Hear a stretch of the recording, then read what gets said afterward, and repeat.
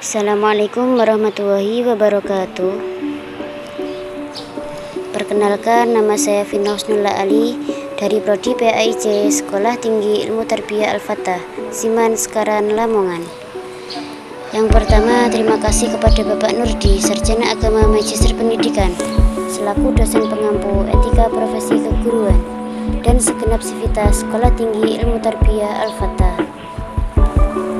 Pada kesempatan kali ini, saya akan menjelaskan tentang landasan normatif etika profesi keguruan. Langsung saja kita masuk pada pembahasan. Sebelum itu, kita harus tahu satu persatu, apa itu etika, apa itu profesi, dan apa itu guru. Kita bahas yang pertama. Etika diambil dari bahasa Yunani ethos yang berarti karakter, watak, dan kesusilaan atau adat kebiasaan. Etika pada hakikatnya merupakan dasar pertimbangan dalam pembuatan keputusan tentang moral manusia dalam interaksi dengan lingkungannya.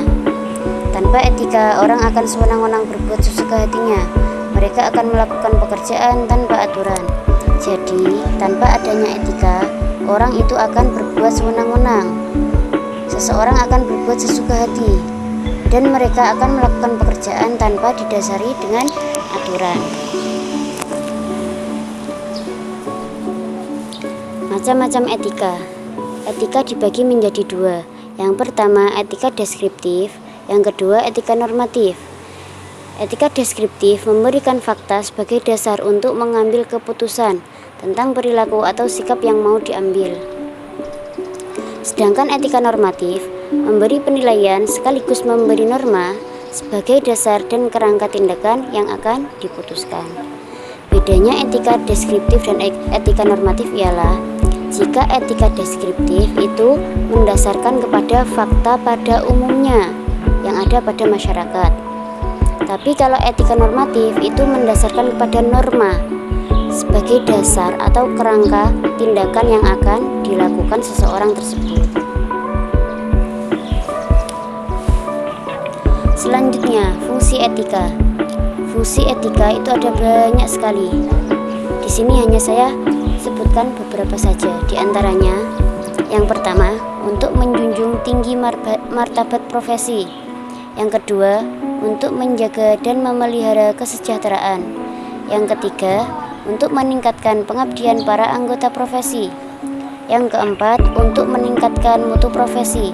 Dan yang terakhir, untuk meningkatkan mutu organisasi profesi.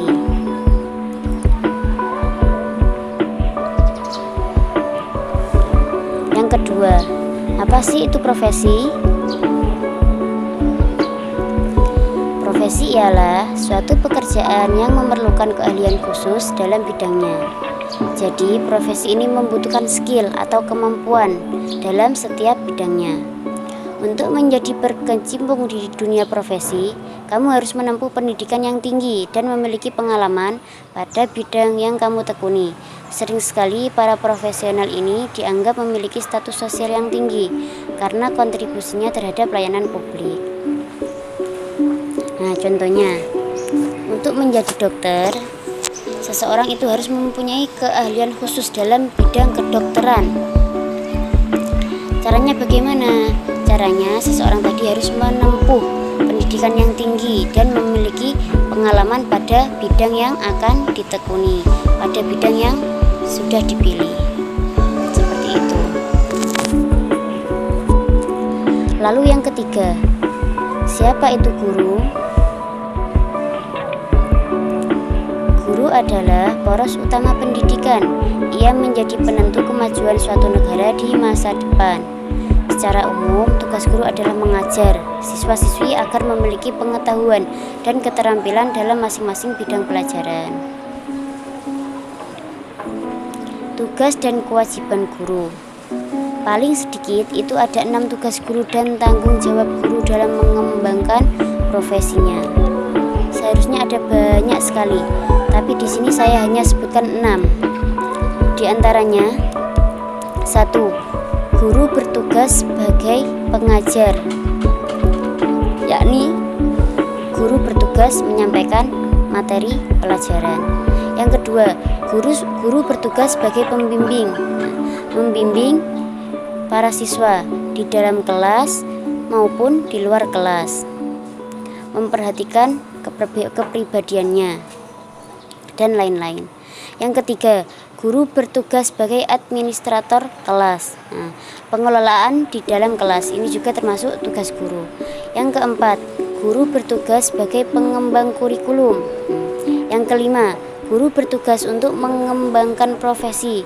Dan yang keenam, guru bertugas untuk membina hubungan dengan masyarakat. Ini semua termasuk tugas-tugas guru. Ada 4 kompetensi yang harus dimiliki oleh guru. Yang pertama, kompetensi pedagogik. Apa sih itu kompetensi pedagogik?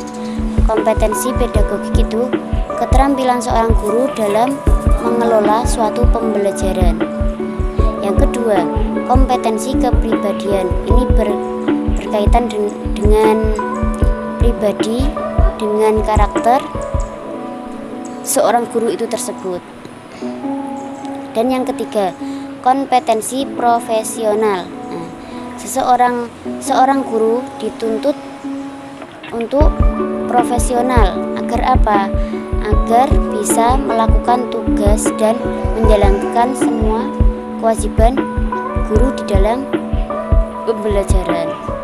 Yang keempat, kompetensi sosial. Ini berkaitan dengan komunikasi guru dengan antara para siswa, komunikasi guru dengan para guru, dan komunikasi guru dengan masyarakat.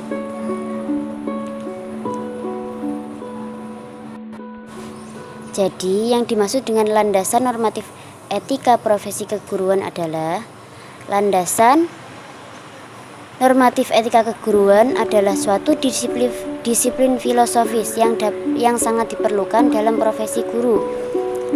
Kode etik guru Indonesia berfungsi sebagai landasan moral dan pedoman tingkah laku setiap guru dalam menjalankan tugas pengabdiannya sebagai guru, baik di dalam maupun di luar sekolah, serta dalam kehidupan sehari-hari di masyarakat. Profesi tanpa didasari etika. Yang terjadi adalah seseorang akan berbuat sesuka hati, seseorang akan berbuat sewenang-wenang, seseorang akan berperilaku menyimpang, dan seseorang akan melalaikan tugasnya. Untuk itu, etika sangat penting untuk semua profesi, apalagi untuk seorang guru yang membawa masa depan bangsa dan negara kita Indonesia. Kesimpulannya, jika semua guru di Indonesia menerapkan kode etik normatif, maka sungguh yang ada hanyalah yang pertama guru idola, yang kedua guru favorit, dan yang ketiga guru teladan. Bagaimana tidak? Karena yang diterapkan itu hanya norma-norma sosial, hanya yang baik-baik, sikap baik, sikap santun, sikap sopan, yang nantinya akan ditiru oleh para peserta didik. Dengan begitu, mereka akan menjadi pribadi yang bisa diandalkan oleh bangsa Indonesia. Dengan begitu, Indonesia menjadi negara yang maju, sejahtera, dan sentosa. Cukup sekian video dari saya dan terima kasih telah menonton video saya yang banyak kekurangannya ini. Semoga bermanfaat. Wassalamualaikum warahmatullahi wabarakatuh.